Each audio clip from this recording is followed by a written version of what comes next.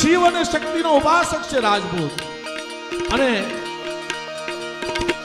સાહેબ આપની સામે જે ગાયસ એ ચારણને શોભે ને એવા સંત સપાગરા તમારી સામે લઈને આવ્યો.